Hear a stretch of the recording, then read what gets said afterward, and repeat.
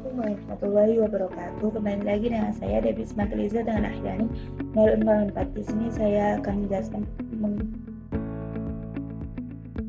tugas 4.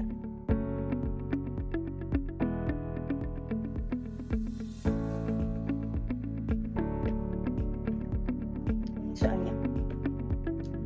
Selanjutnya yaitu spesifikasi soal. Ada web server, proxy server, domain publik, web internal, SSL, proxy digunakan untuk filter konten, change, monitor, akses internet. Skenario. Website publik sering lambat saat digunakan pada jam sibuk. Beberapa user dapat mengakses situs berblokir, change proxy tidak berjalan optimal, terjadi serangan brute force pada web server, log menunjukkan lonjakan trafik abnormal, sertifikat SSL dianggap tidak valid oleh sebagian klien. Administrator diminta melakukan analisis teknik mendalam. Setelah itu soal web server. Jelaskan perbedaan arsitektur web server standalone, reverse process, dan load balancer. Web server standalone adalah server yang langsung menangani sebuah permintaan dari klien tanpa perantara. Semua proses seperti menerima request, memproses, dan mengirim respon dilakukan oleh satu server. Yang kedua, reverse proxy adalah server yang berada di depan web server utama. Nah, klien ini bisa mengakses reverse proxy terlebih dahulu, kemudian reverse proxy meneruskan permintaan ke server backend, dan fungsinya itu untuk meningkatkan keamanan dan performanya. Yang ketiga yaitu load balancer, berfungsi digunakan untuk membagi beban trafik ke beberapa server backend sehingga tidak terjadi overload pada satu server aja. Ini bisa digunakan pada sistem dengan trafik yang sangat tinggi. Yang kedua yaitu website mengalami latensi tinggi pada saat lebih dari 300 user mengakses secara bersamaan. Analisis kemungkinan penyebabnya CPU, RAM, IoT disk, network, throughput, dan konfigurasi work proses. Nah, latensi tinggi dapat disebabkan oleh beberapa faktor. Jika CPU terlalu tinggi, server tidak mampu memproses semua request secara bersamaan. Jika RAM tidak cukup, server akan menggunakan swap pada disk sehingga proses menjadi lebih lambat. Masalah pada IoT disk terjadi ketika server sering membaca atau menulis data ke disk secara intensif. Kemudian network yang rendah juga dapat menyebabkan lambatnya pengiriman data ke klien. Selain itu, konfigurasi workflow proses pada NIC atau APS yang tidak optimal juga dapat menyebabkan server tidak mampu menangani banyak koneksi secara bersamaan. Lanjut yaitu jelaskan mekanisme kerja HTTPS termasuk SSL atau TLS yaitu public key dan private key secara creativity autonomy. HTTPS bekerja dengan menggunakan protokol SSL atau TLS untuk mengenkripsi komunikasi antara klien dan server. Pertama, terjadi SSLT LHC yaitu proses awal di mana klien dan server melakukan negosiasi metode encrypt. Server kemudian mengirimkan sertifikat digital yang berisi public key. Klien akan memverifikasi sertifikat tersebut melalui sertifikasi authority yang terpercaya. Setelah diverifikasi, klien membuat session key yang dienkripsi menggunakan public key server. Server kemudian mendeskripsikan menggunakan private key. Setelah itu, komunikasi antara klien dan server menjadi terenkripsi. Setelah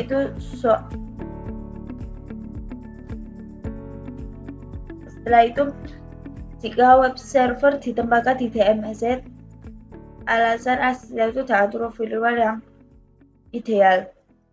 Nah, pada DMS atau yang disebut dengan demilitarized zone adalah area jaringan yang berada di antara jaringan internal dan internet. Web server biasanya ditempatkan di DMZ untuk meningkatkan keamanan agar jika server diretas, penyerangan tidak langsung masuk ke jaringan internal. Firewall biasanya hanya membuka port 80 dan 443 dan internet ke web servernya. Akses DMZ ke LAN biasanya dibatasi hanya untuk layanan tertentu seperti database atau monitoring. Selanjutnya yaitu soal proxy. Jelaskan perbedaan forward proxy, reverse proxy, dan transparency proxy. Forward proxy adalah proxy yang berada di sisi klien. Semua permintaan internet dan user akan melewati proxy terlebih dahulu. Reverse proxy berada di sisi server dan menerima permintaan klien sebelum diteruskan ke server backend. Sedangkan transparency proxy bekerja tanpa perlu konfigurasi di sisi klien karena secara otomatis trafik diarahkan ke proxy jaringan. Selanjutnya yaitu beberapa user masih bisa dapat membuka situs yang sudah diblokir proxy. Analisis kemudian HTTPS, VPN, IP Direct Access. Hal ini bisa terjadi karena beberapa teknik bypass seperti DNS atau over HTTPS yang menyembunyikan permintaan DNS. Penggunaan VPN yang mengenkripsi seluruh trafik sehingga tidak bisa difilter proxy. Mengakses situs langsung melalui IP address tanpa domain.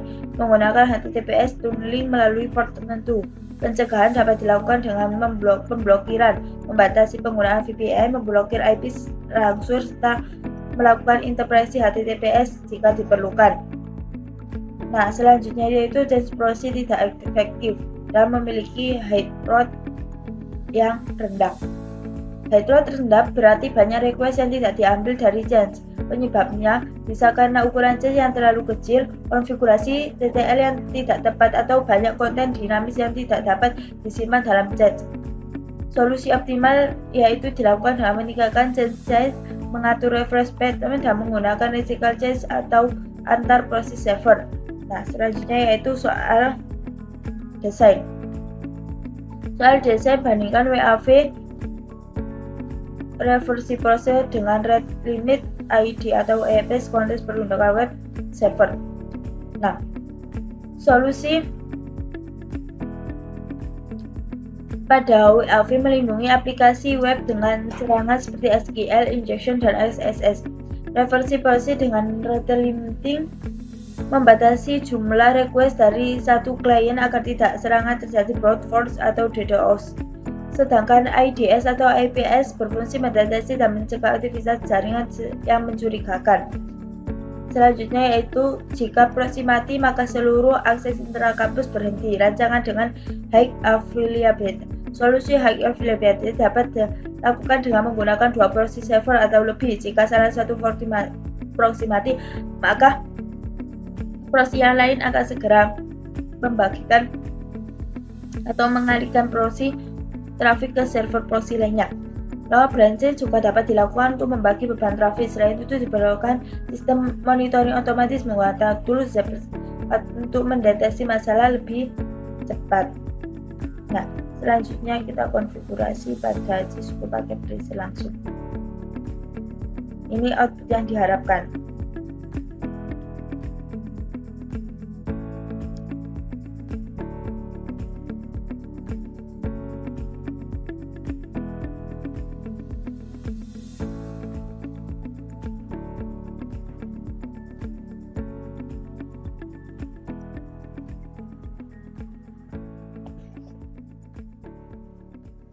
Setelah itu menggunakan server. Di sini ada dua server karena ini buat satu web server dan proxy-nya.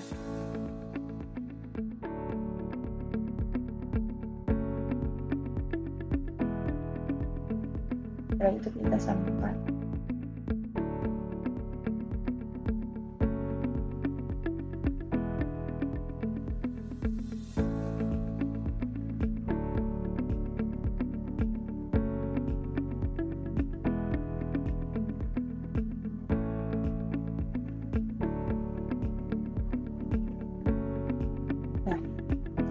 Setelah itu kita langsung konfigurasi pada, nah ini saya sudah ada catatan untuk konfigurasinya.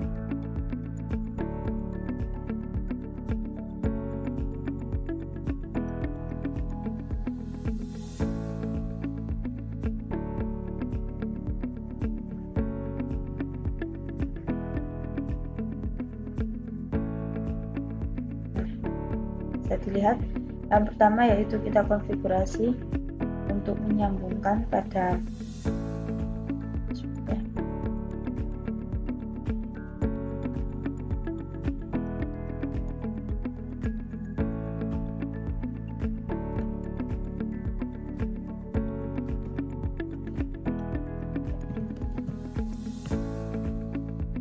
Setelah itu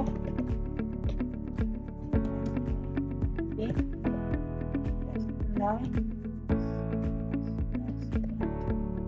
dengan IP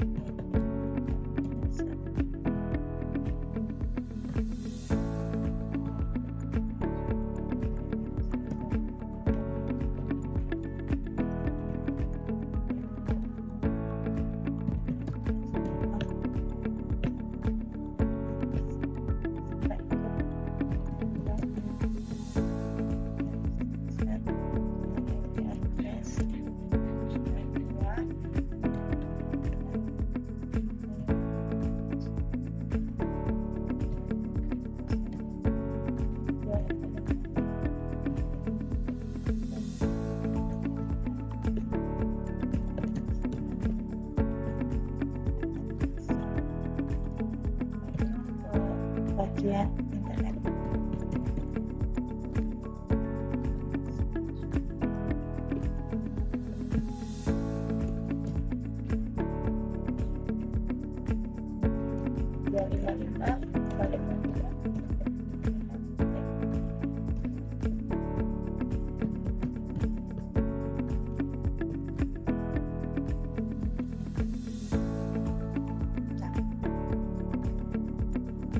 Setelah itu kita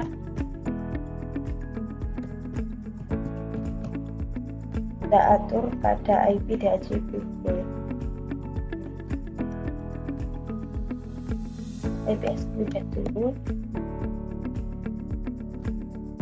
Nah, setelah itu pada IP DHCP poolnya.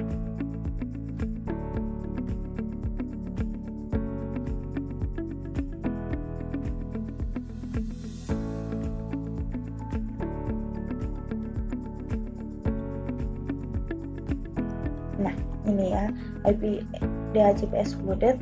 Setelah itu IP DHCP poolnya.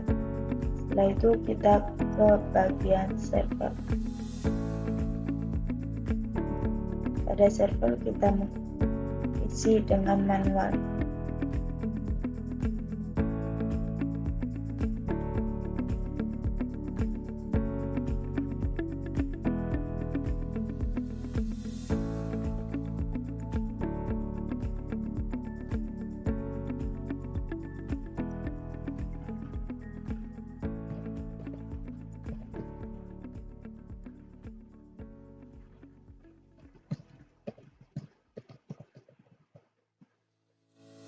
Setelah itu ke bagian service.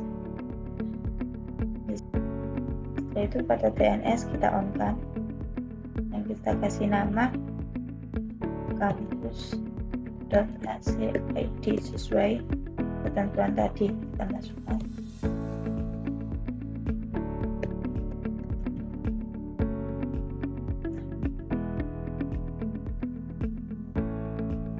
Setelah itu kita di sini ke DHCP otomatis, IP otomatis. Nah, ini sudah sukses.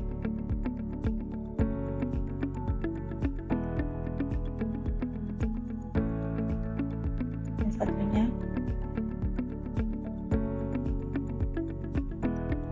Nah, ini juga sudah sukses. Setelah itu kita coba dari sini.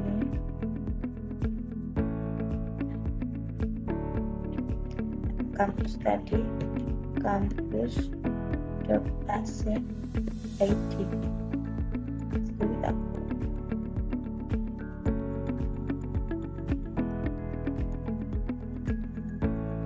Nah, ini sudah berhasil ya. Sudah bisa dari sini tadi. Outputnya masih seperti ini.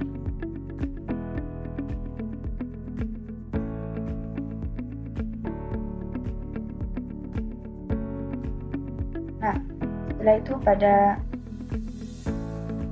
pada proxy kita kasih konfigurasi.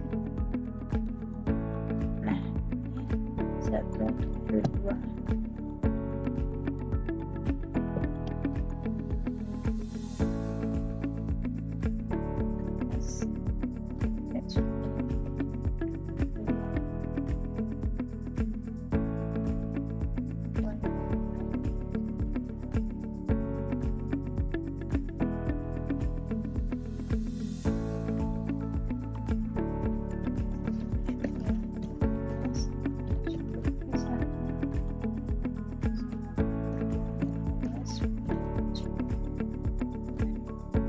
habis itu kita sampel PDU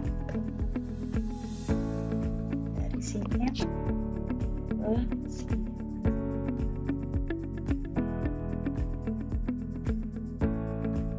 Nah, udah sukses. Coba sini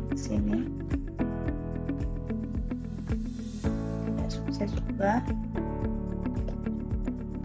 Coba dari sini ke sini. Nah, udah sukses IP address-nya. Nah, sudah sukses semua. Nah, setelah itu kita pada VirtualBox ya. Ini langsung saja kita buka. Yang bagian di Windows, klik Start. Habis itu kita cari yang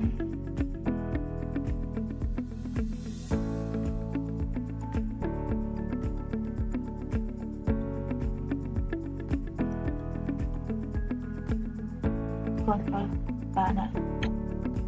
Nah, setelah itu kita connect login.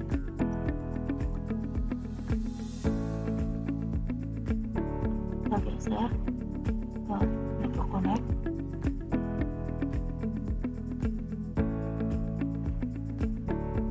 Setelah itu di kanan kita pilih elektronik, kita internet protokol. Ini kita dan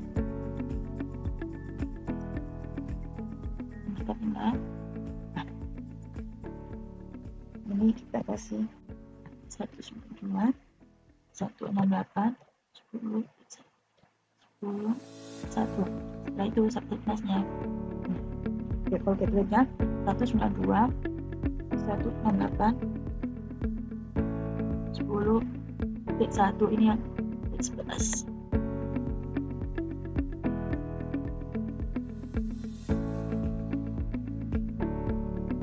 Setelah itu kita klik OK. Nah, habis itu selesai. Kita beralih ke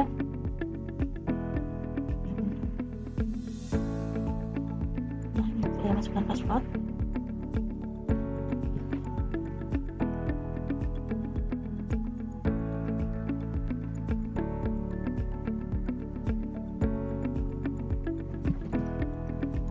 Nah, terminal.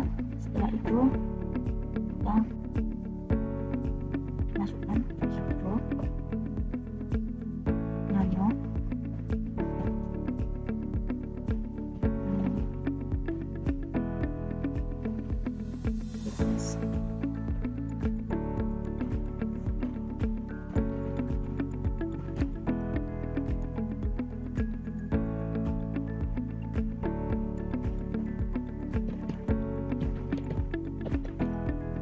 setelah itu kita masuk kita batu yang di awal tadi. Habis itu kita buat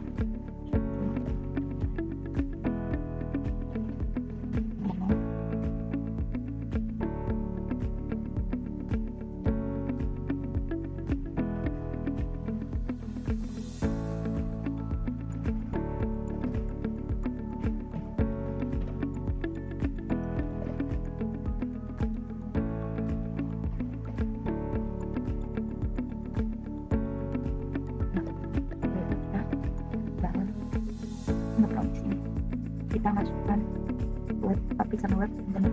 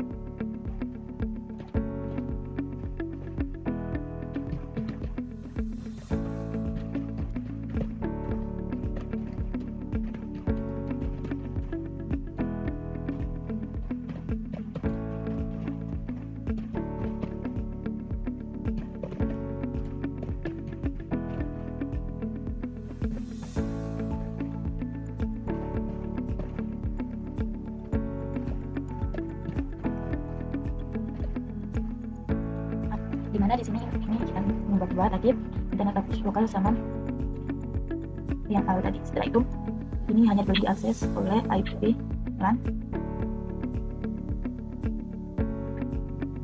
dengan mengakses 192.168.10 dengan traffic 24.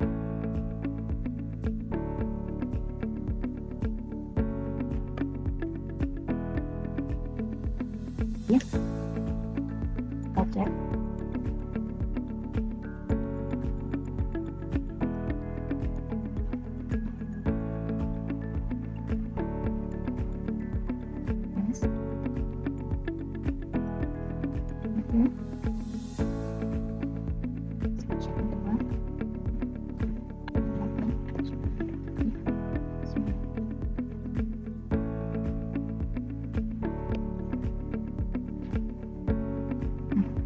Masih proses ya.